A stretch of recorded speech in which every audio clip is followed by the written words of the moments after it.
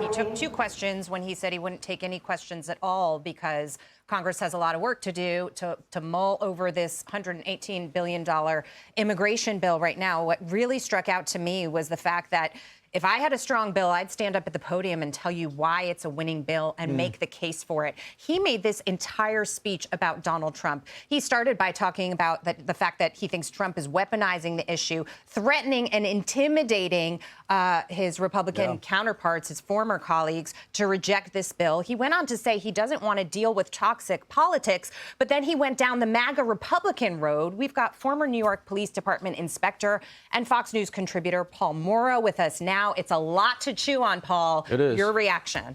So one of the things that strikes me right off the bat is that all of the measures he outlined, and let's take it for granted that he put forward the things that he felt were his strongest points, all of them were involved with dealing with the problem of an overrun border as opposed to doing something prophylactic that stops the overrunning. I didn't hear anything close to the single most effective policy we had under Donald Trump, which was Remain in Mexico.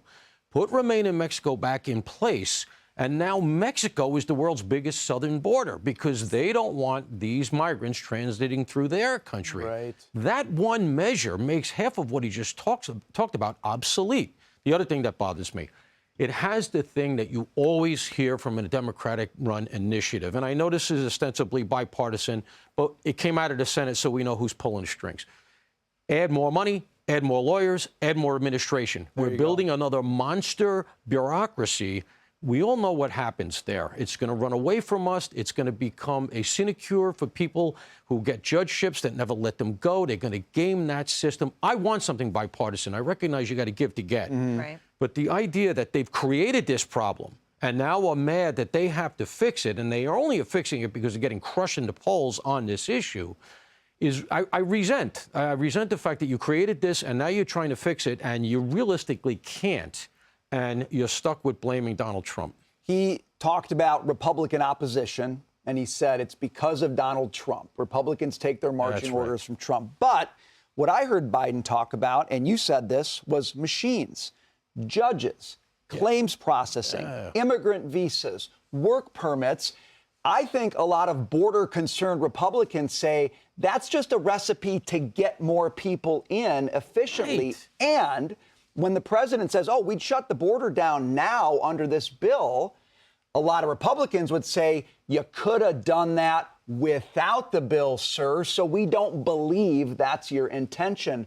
Paul, is the opposition here just get in line behind Trump, or are Republicans making substantive critiques of what's in this bill? I mean, we're going to have to see, but I would say that any counterproposal that comes here so that they can try to get some middle ground that's going to have to come out of the House has to be very, very detailed and very, very compelling, because he telegraphed here very clearly what the Democrat policy going forward here is going to be. We're going to use our proxies. He mentioned the Times, mentioned, surprisingly, the Wall Street Journal. I read the article he's talking about.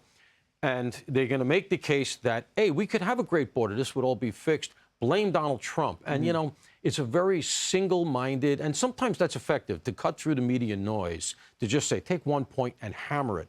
I don't think it's going to work this time, because even here in New York City, we're seeing the results of the permissiveness that have gone on. Once you start to see it, cops getting beaten up in Times Square, et cetera, once it's affecting your life, MAGA, MAGA, MAGA is not very compelling. I think not the only, one of the many frustrating things is of this $118 billion bill, 2/3 is foreign aid. Only 1/3 is the actual border. That is the frustration of throwing this money when it's not really going to the border. They wanted it all lumped in together because it's so hard to say, walk away from Ukraine, because it's so hard to say we don't want to help Israel or the Palestinians, which he managed to bring up, too, because that's a polling issue for him as well. That's why they wanted it all wrapped up. Paul, we're glad to have you on set to get your reaction to that. Thanks Thanks for having me. All right.